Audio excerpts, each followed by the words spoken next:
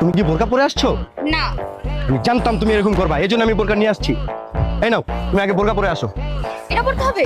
হ্যাঁ, আমি চিন্তা করছি বেপর্দা নারীর দিকে আমি রমজান মাসে তাকাবো না।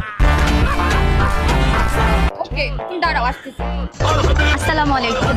ওয়ালাইকুম আসসালাম। এখন ঠিক আছে? মাশাআল্লাহ মাশাআল্লাহ, আলহামদুলিল্লাহ, তোমার অনেক সুন্দর লাগতেছে জান। শুকরিয়া। কিন্তু জান, এখানে না চারিদিকে বেপর্দা নারী, বেগানা নারী, বুঝছো? আমি না শপথ করছি কোনো বেপর্দা বেগানা নারীর দিকে তাকাবো না। চলো আমরা একটা রেস্টুরেন্টে যেয়ে বসি, যেখানে আমরা একটা হালাল ইফতার ডেট করবো। চলো ঠিক আছে, চলো। উঠে যাও। মামা একটু আস্তে আস্তে যাও। হ্যাঁ আস্তে আস্তে যাবে মানে তুমি যাবে না? হ্যাঁ জান, আমি যাবো তো, আমি তো আরেক রিক্সায় যাবো। মানে আরেক রিকশায় কেন? জান তুমি বুঝো নাই, আমরা তো আসছি হালাল ডেটে। যদি পাশাপাশি দুজন এক রিক্সায় বসে যাই, ভাইয়ের সাথে গা লাগবে না, রোজাটা হালকা হয়ে যাবে না, আমাদের ডেটটা যেন হালাল হয়, এই চিন্তা করেই তো আমি দুইটা রিক্সা নিলাম। তুমি এক রিক্সায় যাবা, আমি আরেক রিক্সা